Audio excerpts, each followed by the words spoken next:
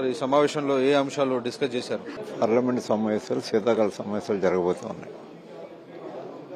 ముఖ్యంగా మా పార్టీ తరఫున వైఎస్ఆర్ కాంగ్రెస్ పార్టీ తరఫున మేము చేపట్టబోయే ప్రధానమైన అంశాలు మిథున్ రెడ్డి గారు మాట్లాడటం జరిగింది. దాని మీద మొట్టమొదటిగా యాక్వా రైతులు చాలా తీవ్రమైనటువంటి సంక్షోభంలో ఉన్నారు. అది ఒక ఆంధ్రప్రదేశ్లో మాత్రమే కాదు, దక్షిణాది రాష్ట్రాలన్నింటిలో కూడా ఆ రకమైన సంక్షేమం ఉంది. అమెరికా అధ్యక్షులు ట్రంప్ గారు విధించినటువంటి టారిఫ్ వల్ల దాదాపు పతనం అయిపోయే పరిస్థితి వచ్చేసినవన్నీ కూడా ప్రభుత్వం ఎక్కడా కూడా ఆదుకోవట్లేదు. అటు కేంద్ర ప్రభుత్వం కానీ ఇటు రాష్ట్ర ప్రభుత్వాలు కానీ. దాన్ని వైఎస్ఆర్ కాంగ్రెస్ పార్టీ రేపు చర్చల్లోకి తీసుకోబోతూ ఉన్నదనేది ఒక ప్రధానమైన అంశం. రెండవది ఎంజీఎన్ఆర్జీఎస్ అంటే ఉపాధి హామీ పనుల్లో దాదాపు సగం వరకు పని దినాలు తగ్గించారు. ఒక పవిత్రమైనటువంటి ఆశయంతో, ఒక పవిత్రమైనటువంటి లక్ష్యంతో ఆనాడు శ్రీ మన్మోహన్ సింగ్ గారు ప్రధానమంత్రిగా ఉండగా ప్రారంభించినటువంటి స్కీమ్ అది. ఆయన యొక్క ప్రధానమైన ఆశయం ఏంటంటే మనీ సర్క్యులేషన్లోకి తీసుకొస్తే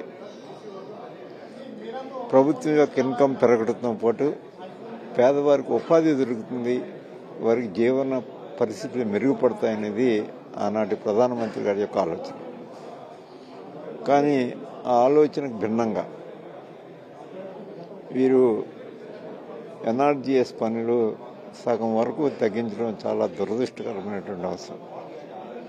ఏ లక్ష్యంతో, ఏ ఉద్దేశంతో ఆనాడు ప్రారంభించారో దానికి పూర్తిగా వ్యతిరేకంగా జరుగుతుంది ఇక్కడ. దాన్ని కూడా మేము లేవనెత్తబోతున్నాం.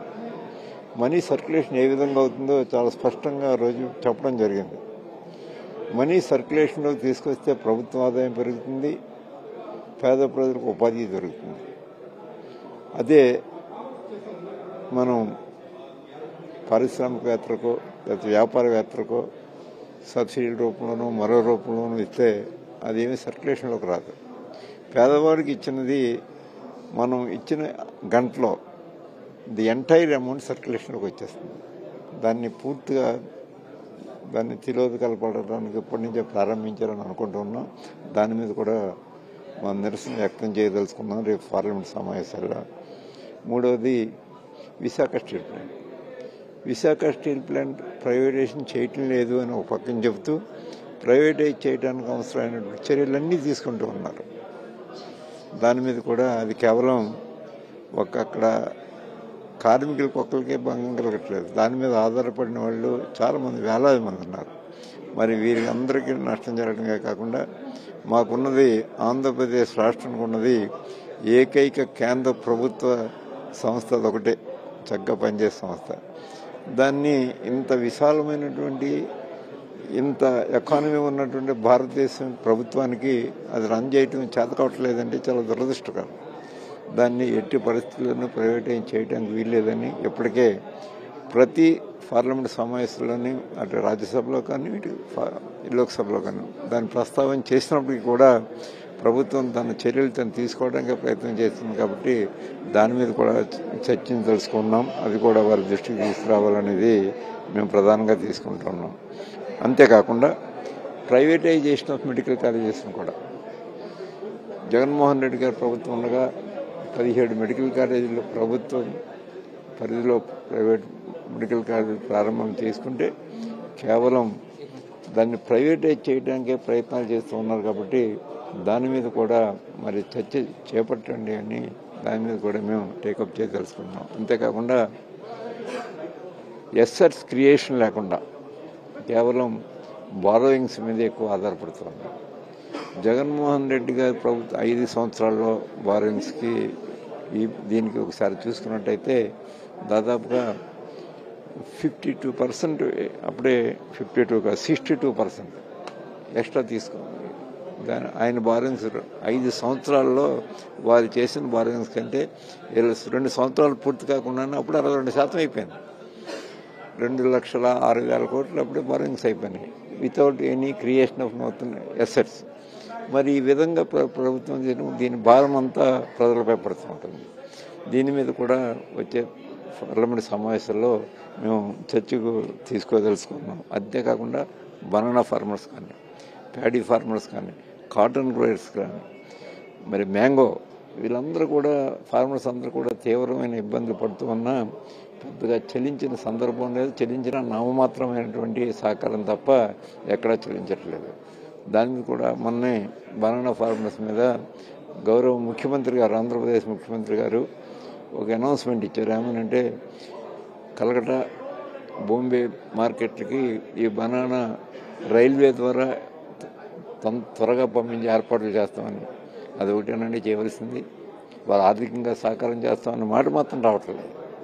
ఇది కూడా మేము పార్లమెంట్లో ఈ ఫార్మర్స్ వారి యొక్క ఉత్పత్తికి అయిన ఖర్చు కూడా రావట్లేదు కాబట్టి దాని మీద కూడా వైఎస్ఆర్ కాంగ్రెస్ పార్టీ తీవ్రమైనటువంటి నిరసన వ్యక్తం చేయడానికి మా ప్రయత్నం మేము చేస్తాం, తప్పకుండా స్పందిస్తాం అనే మాట మీ ద్వారా ప్రభుత్వాలు తెలియజేస్తాం. ప్రభుత్వం ఏ అంశాలను ప్రతిపాదిస్తుంది, ఈ సమావేశంలో ఏం తీసుకెళ్లాలని పుష్ చేస్తుంది? అంటే ఇప్పుడు వారు ఏవో చట్టాలు ఉన్నాయన్నీ ముఖ్యమైన చట్టాలు. అవే కాకుండా మరి ప్రతిపక్షాలు కూడా ప్రభుత్వం యొక్క ప్రజల యొక్క అవసరాలు, ముఖ్యంగా ప్రజల యొక్క అవసరాలను వెలుగెత్తి చాడవలసిన అవసరం ఉంది. కాబట్టి గవర్నమెంట్ బిజినెస్ ఎలాగా జరుగుతూ ఉంటుంది, దాన్ని ప్రధానంగా మేము దీన్ని ప్రస్తావించాల్సుకున్నాం. ఎస్ఐఆర్కి సంబంధించిన విషయాలపైన విపక్షాలన్నీ దాన్ని వ్యతిరేకించే అవకాశం కనబడుతుంది. సో ఈ సమావేశాలు సజావుగా జరుగుతాయని మీరు అనుకుంటున్నారా?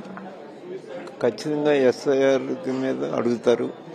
దానికి ప్రభుత్వం రోజు రోజుకి వాయిదాలు వేసుకుంటూ పోయి విలువైనటువంటి సమయాన్ని వృధా చేసుకుంటూ పోయింది. ఆ దుస్థితి మరలా కల్పించవద్దని అన్ని రాజకీయ పార్టీలు కోరినాయి. ఇక్కడ తప్పకుండా మేము వారికి సహకరిస్తాం. ప్రభుత్వం సమావేశాలు సజావుగా జరుగుతాయని చూద్దాం. సజావుగా జరగకపోతే నష్టపోయేది ప్రభుత్వం. ఎప్పుడైనా ఏదైనా శాసనసభ కానీ అది పార్లమెంట్ కానీ పూర్తి కాలం పని చేయకుండా వాయిదాలు వేసుకుంటూ పోతే అకారణంగా నష్టపోయేది పాలకపక్షమే.